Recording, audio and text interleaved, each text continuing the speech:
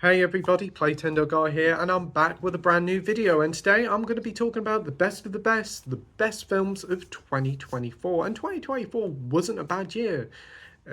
Whilst there was a few disappointments, as you saw in my prior video, and there was a few box office flops at the start of the year, I think 2024 pulled itself back in the latter half of the year with some great releases and some huge successes. So today I'm going to be talking about my top 10 films of the year. So that's more than enough waffling. Let's get into it. So welcome back to the channel everyone, hope you're all doing well and keeping safe, and thank you for joining me for another video. And as I said in the intro, I'm going to be talking about my top 10 films of the year. And 2024 has been a pretty darn good year for films, especially in the latter half, and I think that it's been an absolutely tremendous year for horror. I think this has been one of the best years for horror in quite a little while. So yeah, I'm going to be talking about my top 10 films of the year and also give a few honourable mentions. So let's start off straight away with number 10, and that is Transformers 1. Yes, this was one of the biggest surprises of the year. When the trailer was first announced for Transformers 1, I thought, geez, this looks bad. This looks awful. It looks so kiddified and really just against what I thought it was going to be. But I heard through the grapevine that many people said that, it's actually quite good. And a lot of Americans watched it before us in the UK because they had it a month prior. So I heard a lot of good things coming from America. And unfortunately, due to the bad trailer, the film has flopped and we probably won't get a sequel. But I thought because of the good word of mouth and how good Teenage Mutant Ninja Turtles Mutant Mayhem was last year, I thought I'd give this one a shot. And I went to the theatre to watch it, or the cinema should I say, in an empty cinema, and watched it, and I was supremely delighted by it. I thought it was fantastic. Whilst I'm not overly huge on the animation style, I was won over by it in the end. I was won over by it in the end. I thought the voice cast was great here, especially Brian Tyrese, who did fantastically as Megatron. And the story here is really good. It's quite an essence of a tragedy there with both Optimus Prime and Megatron before they became Optimus Prime and Megatron. And they were great friends, and this shows how this friendship kind of just filtered away till they became sworn enemies. And there's some really good tones here of different themes talked about, and you really do. Megatron here in this film is one of those villains who you really like. You get why they gone bad. It feels very much like Magneto and Professor X in X-Men, which is another reason why I like this film a lot. It's a fantastic film, and it's a shame that a lot of people didn't check it out. It's available on Paramount Plus, and it's available now to buy on physical media. Go and give it a shot. You'll be surprised. It's a brilliant film. So next up at number 9 is a film that was released in 2023 in America, but didn't come over here till 2024 in the UK, so I'm going to include this on the list. I could have also included another couple of films that also come out in 2023 in America, but 24 over here, but it would also take up a lot on the list. So I wanted to have as many new releases for 2024 as possible. But this film, I really enjoyed it, and I wanted to put it on the list because I want more people to watch it, and that is The Iron Claw, a film by A24, which could go either way. A24 can make some great films and also some pretty weird and out there films, but The Iron Claw is up there as one of their best films. It's a sports story, again, not huge on sports, and tells the story of the Von Erich brothers. The film starts off pretty upbeat, and you're introduced to all the members of the Von Erich family, and it really oozes the style of the 80s. It's fantastically shot, and you've got some superb performance here, especially by Zac Efron and Lily James, and also the guy from The Bear. Jeremy Allen White, I think his name is. Everybody here does a brilliant job here. They're all superb here.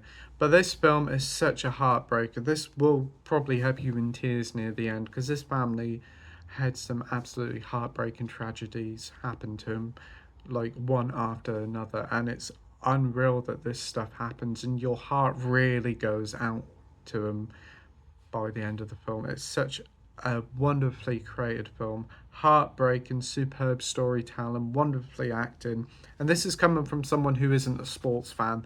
This is fantastic. This will have you in tears.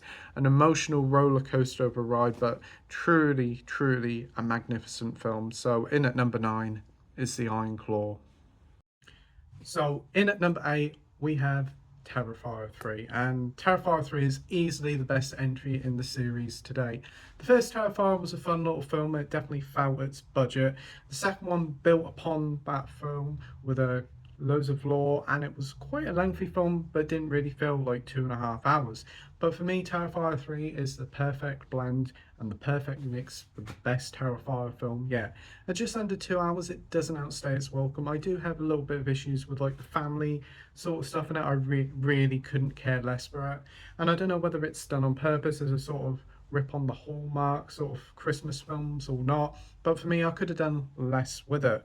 I was worried about it taking on Christmas and being set at Christmas. I thought, oh, it could limit it.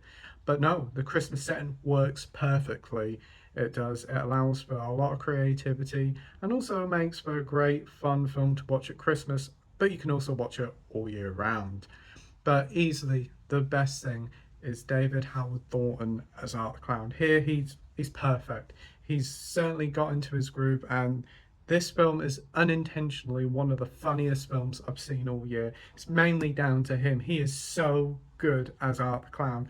Not saying a single word, uh, but thanks to his facial expressions, you know exactly what game he's playing.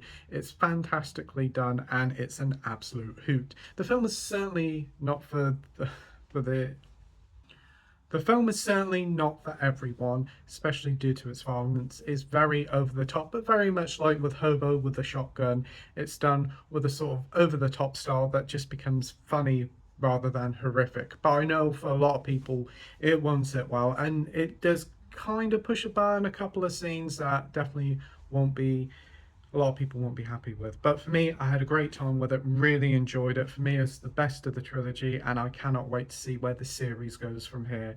Horror's got a new icon, and that is Art the Clown, and I cannot wait for Terrifier 4. Bring it on in 2026, I imagine.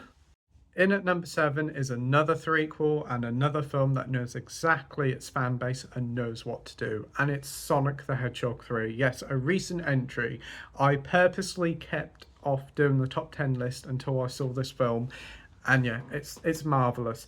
Obviously, your mileage may vary. If you're not a Sonic fan or have no interest, then obviously you're probably not going to have the level of enjoyment that me and other people who love the Sonic franchise does. It's just a good old-fashioned fun time, over the top, lots of references, and it gets its fan base and gets it right, whilst also is a fun time for other people who aren't so into Sonic the Hedgehog. The soundtrack is great with some great needle drops, and if you're a fan of the Sonic games, then you'll know a certain song, Live and Learn, as they use that quite a few times throughout the film to wonderful effect. Everything in this film is just upped the ante from the previous one. Two Robotniks. Jim Carrey is absolutely on fire here, playing both Ivo and Gerard Robotnik, just having a complete blast of the time. The cast is great as always, and the inclusion of Keanu Reeves as Shadow the Hedgehog is just a masterstroke. And thankfully, the human stuff is put on the side here, focusing more on Robotnik and the Hedgehog. And thankfully, it's put more focus on Robotnik, Sonic, and friends here, less on the family side of things. But there's still a good message here for kids, especially with there's a nice little message about family and belonging, and it's just a lot of fun. Whilst it certainly won't be making a lot of people's top 10 list, for me, it is an absolute blast. I cannot wait to watch it again. Great post-credit scenes, and probably, in my opinion, probably the best video game movie of all time. So in at number 7 is Sonic the Hedgehog 3.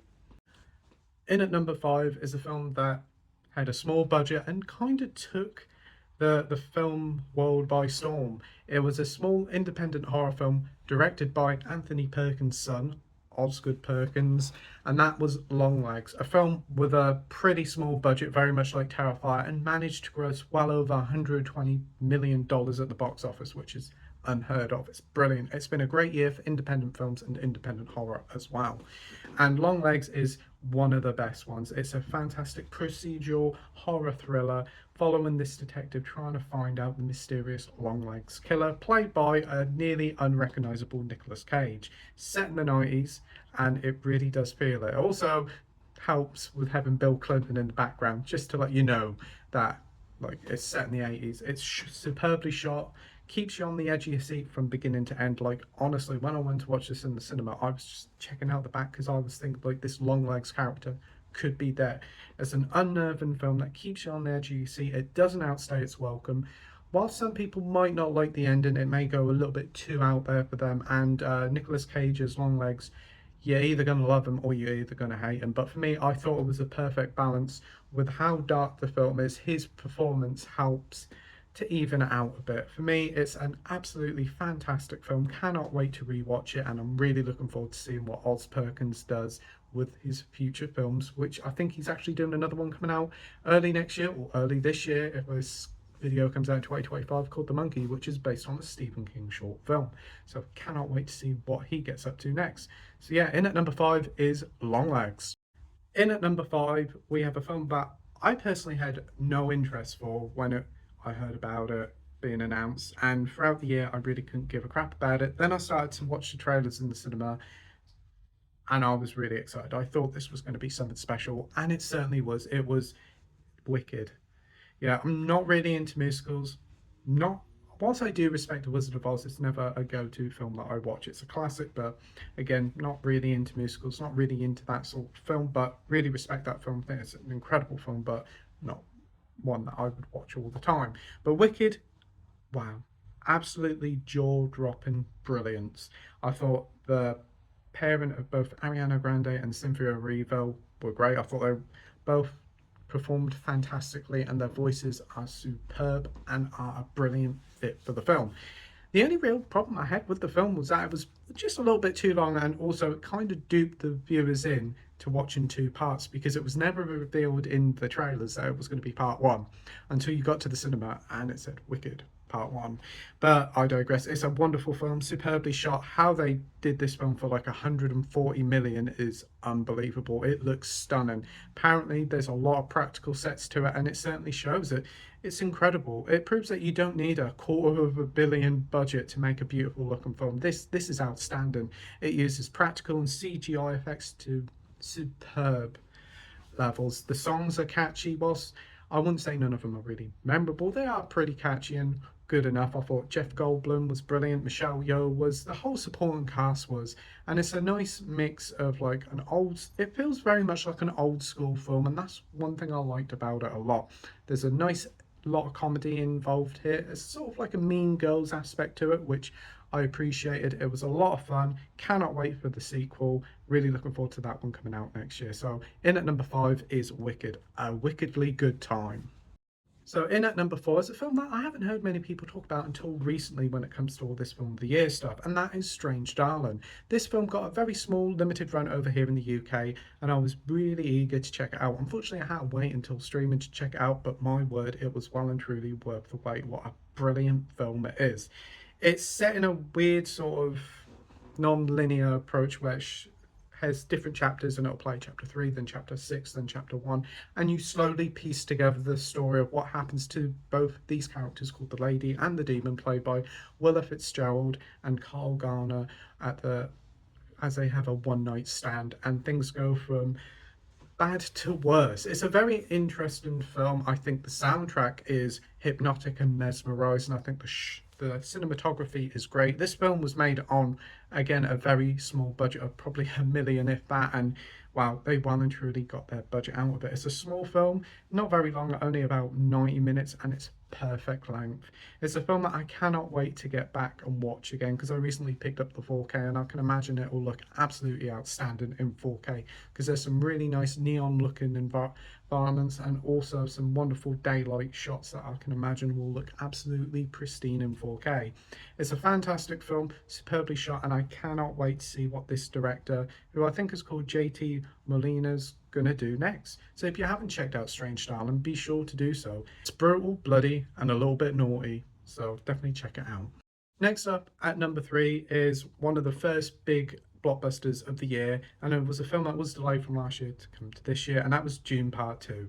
The original Dune back in 2021 was a fantastic film. I'm really surprised how much I enjoyed that film. I thought it wouldn't be for me, but I thought it was a really interesting tale, a sci-fi epic that we don't really get much of. And Dune Part 2 is very much a great continuation, picking up where the previous film left off, following Paul Atreides as he tries to stop the conspirators who destroyed his family in the previous film. You've got a whole host of cast members here from some brilliant acting pedigree. It's really surprised how huge a cast you got here. It's like it feels like an old school epic. Obviously, you got characters returning like Timothy Chalamet, Rebecca Ferguson, but you've also got Florence Pugh introduced here, Austin Butler, and also Leia Sadu, and also Christopher Walken also joins into the fray in this film. And it's a great cast, superbly shot, that awesome soundtrack again. It's a film that's nearly 3 hours long, but honestly, it doesn't feel like it. Once you strap yourself in, it is an absorbing, thrilling, and very interesting ride. And I cannot wait to see what Denis Villeneuve does with the third entry into the Dune series, because I've heard is that Dune Messiah is a very controversial book and it probably will upset a lot of people, but I'm interested to see how he tackles that, and it's easily one of my most anticipated films of the next few years. So yeah, in at number three is Dune Part Two, an absolutely superb film and easily the best Hollywood film of the year. So in at number two, and just missing out on that number one spot, is The Substance. I remember the ad campaign for this. It looked really stylish and really out there. I thought, what the heck is this film? And then it came out in September time, and I heard some really positive buzz about it. So I went to the cinema, not knowing a lot about it, and came away absolutely in awe of The Substance. It is one of the most creative, creepy, disgusting, edgy your seats films that I have seen in a long while. It's creative. It's something that we haven't seen come out in the cinema for quite a while. It's a brilliant satirical body horror from Coralie Fargut. I don't know whether I pronounced her name properly, but wow, The Substance is great. Starring Demi Moore as an aging aerobic star. Think something like a Jane Fonda. She's getting past the hill, and her manager, played by Dennis Quaid in a wonderful slimy form, basically says like, your time's up, you passed the hill, let's get somebody like to replace you. And then she has a car accident and she wakes up and she finds this little USB stick in her pocket. She puts it into her laptop and finds out about this substance that makes a new you. You're both the same people, and you just have to follow very simple rules of you have 7 days as the old you, 7 days as the new you, and just keep swapping. That's all you have to do. No give and take. You must follow the rules, but does she follow the rules? Well, you have to watch and find out. But it's an absolutely enthralling film. It's so creative and so great, and I cannot wait for a physical release of it. Margaret Qualley, who plays the younger version of Demi Moore's character, is absolutely brilliant here as well. It's a film that's so stylish, so creative, so gory and disgusting. It's the best made film of the year, definitely. I mean, there's one film in front of this that I enjoyed just that little bit more, but this is without hands down one of the best created film of the year. It's so brilliant, and if you haven't checked it out, I urge you to check out The Substance. It's so brilliant. I cannot put it in words without spoiling it how wonderful this film is. So in at number two is The Substance. And finally, at number one, a film that just beat out The Substance is, well, it's been my film of the year since I saw it, and it's Late Night with the Devil. I absolutely adored this film. I thought it was so fun, so creative, and just something a little bit different. I'm not really into found footage films, and Late Night with the Devil is essentially a found footage film, but it just works so well. It feels like an extended version of an Inside Number 9 episode, following this old TV presenter who's took some time away from the screen as he's had his own personal issues and as he tries to make a comeback. So trying to boost struggling ratings, he does a Halloween special of Night Owls where they bring in a young supposedly possessed girl and see how it goes. But things start off getting creepy to getting a whole lot worse, and watching it go through from quite a nice little talk show to something quite demented is brilliant to watch. And it also intercuts like behind the scenes stuff within ad breaks, and you see how like people's reactions are like, what the hell's going down here? It's so great, so creative. David Dashmalshkin, whatever his name is, sorry for the pronunciation, but the guy who plays Polka Dot Man in the Suicide Squad James Gunn one, he is fantastic here. He is a great leading man, and he really owns the role with such style and charisma. You could easily believe that he was like one of those late night talk show host, someone like a Jay Leno or whatever. The film nails its 70s aesthetic with a wonderfully shot scenes, and I know there has been some controversy over the AI little intercuts, but this film is a budget film. It's made on a shoestring budget. I'd be more concerned about like a big budget studio like Disney using AI than a small little studio like this. But yeah, honestly, had a great time with it. As soon as the physical release was announced, I pre-ordered that bad boy and got the 4K limited edition of it. It's such a great time, and I cannot wait to rewatch it again. It is such a wonderful film, and also keep a lookout or keep an ear out for a great little cameo from Michael Ironside in the opening. And it's also quite a nice surprise to see like a Shudder film, yes, Shudder, the streaming service, release a film theatrically and getting a lot of positive word. So yeah, that's Late Night with the Devil. It's available on 4K Blu-ray and streaming now, so be sure to check it out. It's ultimately my film of the year. I had a blast with it, and I've always talked about it ever since I've seen it way back in April, and I just cannot wait to check it out again. So yeah, in at number one, and ultimately my film of the year is Late Night with the Devil. So thank you ever so much for taking the time to watch my video. I hope you enjoyed it. What are some of your favourite films of the year? Tell me all in the comment section down below. It'll be great to see if our lists are on the same wavelength, or if you've got a few more that you liked a bit more than me. I know there's a few films like Poor Things and The Holdovers, and even Smile 2 that I left out, and Furiosa and Kingdom of the Planet of the Apes, which were all fantastic films, but just narrowly missed out on my top 10. So yeah, thank you ever so much for watching my video. I hope you enjoyed it. You stay safe, take care, and I'll see you all on the next video. Bye.